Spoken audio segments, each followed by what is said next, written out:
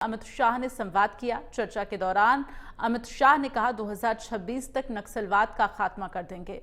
इसके लिए विशेष अभियान चलाया जाएगा और इससे पहले कल गुरुवार को शाह ने सभी से मुलाकात की थी। तो इस दौरान नक्सल पीड़ितों ने बस्तर की समस्याओं से उन्हें रूबरू कराया। और आपको बताते चले कि छत्तीसगढ़ से 70 नक्सल हिंसा प्रभावित केंजा नक्सली मनवा माटा अभियान यानी सुनो नक्सली हमारी बात अभियान के तहत दिल्ली आए हैं। दल में बस्तर के बीजापुर, सुकमा, जगदलपुर, कोंडागांव, कांकेर, दंतेवाड़ा, नारायणपुर क्षेत्रों के नक्सल पीड़ित शामिल हैं। आज सभी राष्ट्रपति से भी मुलाकात करने वाले हैं और अब तक इस तरह का समूह एक साथ इतनी संख्या में राष्ट्रपति से मिलने दिल्ली नहीं पहुंचा था।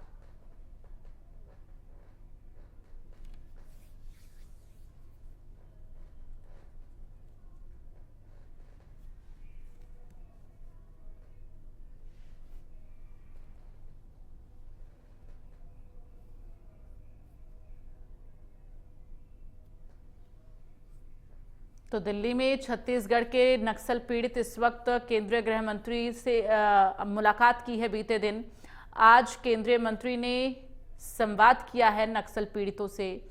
बस्तर शांति समिति के बैनर में लगभग 50 लोग शामिल हैं। नक्सली हमले में कई लोगों ने अपने अंग गंवाए हैं। दल में शामिल कई लोगों ने अपनों को खोया है, या तो नक्सलियों से मारा या नक्सली हमलों के शिकार हुए हैं। तो शाम को वो जेएनयू जाएंगे।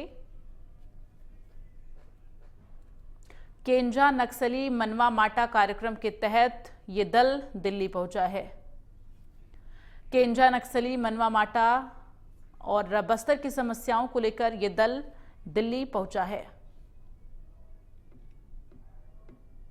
कई सारे राज्यों में एक जमाने में नक्सलवाद ने पैर पसारे थे।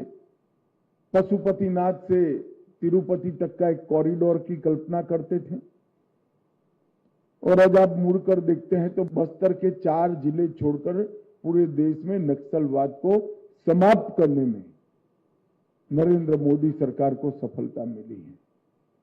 और मैं आपके प्रदेश में कहकर आया हूं 31/3/2026 के दिन को नक्सलवाद को इस देश से आखिरी सलाम करने का समय सुनिश्चित कर दिया गया है। मैं विश्वास दिलाता हूं कि उसके पहले नक्सलवाद को समाप्त। और एक बार फिर से ज्यादा जानकारी के लिए रुक करेंगे। दीपक विश्वकर्मा हमारे ब्यूरो चीफ इस वक्त हमारे साथ लाइव बने हुए हैं।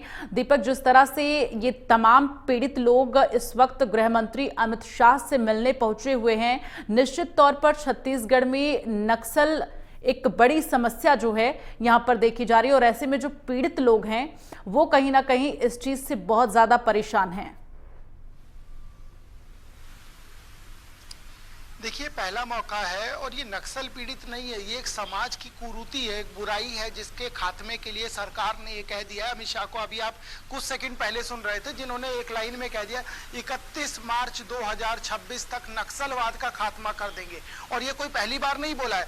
जब दिल्ली में उन्होंने प्रेस कॉन्फ्रेंस की थी तब भी उन्होंने ये बात कहा था, जब चुनावी मंच पे थे तब भी यही बात कही थी और कल फिर दिल्ली में इसी बात को उन्होंने दोहराया है कि 31 मार्च 2026, ये मान लीजिए 24 ये चल रहा है, 3 महीने इसके बाकी है, 12 महीने जो अगले बचे और 3 वो, तकरीबन यदि आप समझे तो 18 से 19 महीने के आसपास का समय है जब नक्सलवाद के खात्मे की बात की जा रही है। और 2 टूक कह दिया है, यदि पाताल में भी छुप जाएंगे तो मारे बिना छोड़ेंगे नहीं।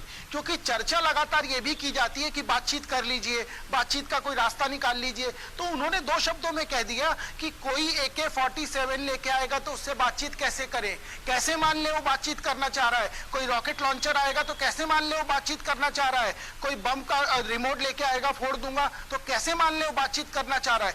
बातचीत यदि करनी है तो पहले हथियार सरेंडर कीजिए, पहले हथियार से रिश्तेदारी छोड़िए, उसके बाद हम बातचीत का रास्ता अख्तियार करेंगे। और दूसरी सबसे महत्वपूर्ण बात है, तमाम मंचों से रायपुर में भी जब पत्रकारों से मुखातिब हो रहे थे केंद्रीय गृह मंत्री अमित शाह, जब 3 दिन के दौरे पर आए थे, तो उनसे एक सवाल पूछा गया कि क्या माना जाए, पूरी तरीके से खात्मा होगा कि जो विचारधारा है वो बाकी रह जाएगी। एक लाइन में कह दिया यदि पाताल में भी छुप जाएंगे तो मारे बिना नहीं छोड़ेंगे। तो ये साफ कर दिया है कि यदि हथियार छोड़ दीजिए, यदि हथियार छोड़ने की इच्छा नहीं है, यदि आत्मसमर्पण की इच्छा नहीं है तो किसी को बख्शा नहीं जाएगा। इसी तारतम्य में ये समझना होगा कि ऐसा पहली बार हुआ है कि 50 से ज्यादा नक्सल से पीड़ित और नक्सल प्रभावित, ये दोनों हैं, समझिएगा इसको बारीकी से। नक्सल से पीड़ित जिसने अपने हाथ, अपने पैर, अपना धड़ या अपने माँ बाप भाई बहन, माँ बाप भाई बहन के साथ साथ अपने पति और तमाम जो लोगों को खो दिया है, वे लोग वहां पहुंचे हैं। अमित शाह से उन्होंने 1-to-1 चर्चा की है, आज अमित शाह ने उनको संबोधित किया है, कल उनके साथ उन्होंने लंच किया था। तो समझा जा सकता है कि कहीं ना कहीं ये लोग क्या सोचते हैं, क्या समझते हैं, क्या चाहते हैं, क्योंकि इसमें तमाम ऐसे लोग हैं जो पहली बार हवाई जहाज की यात्रा किए हैं, तमाम ऐसे लोग हैं जिन्होंने पहली बार दिल्ली देखा है। तो आप समझ सकते हैं बस्तर यहाँ से दिल्ली की दूरी यदि समझी जाए तो तकरीबन 2000 किलोमीटर से ज्यादा का सफर है।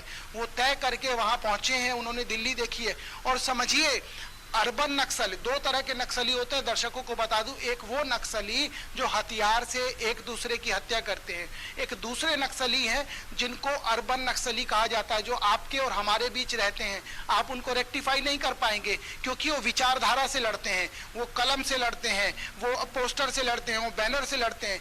यदि कोई नक्सली हमला होता है, वो नक्सली हमला होने के बाद वहां जेएनयू की दीवारों पर लिख दिया जाता है कि नक्सलियों को मार दिया गया है, जो सरासर गलत है। इस तरह की तमाम तस्वीरें वायरल हुई है, किसी से छुपी नहीं है।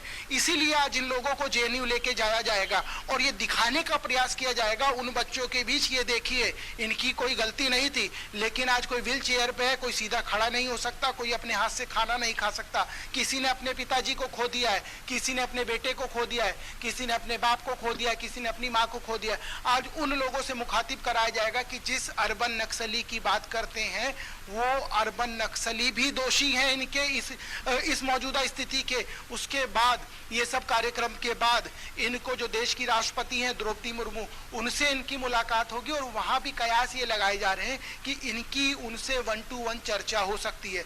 छत्तीसगढ़ को बने आज 2024 में खड़े हैं, सन 2000 में छत्तीसगढ़ बना था। तकरीबन 24 साल हो चुके हैं। ये पहला मौका है कि ये लोग दिल्ली गए हैं, दिल्ली में किसी चलिए अपनी नजर बनाकर रखिएगा दीपक, तमाम जो अपडेट है वो आपसे लेते रहेंगे। फिलहाल के लिए धन्यवाद।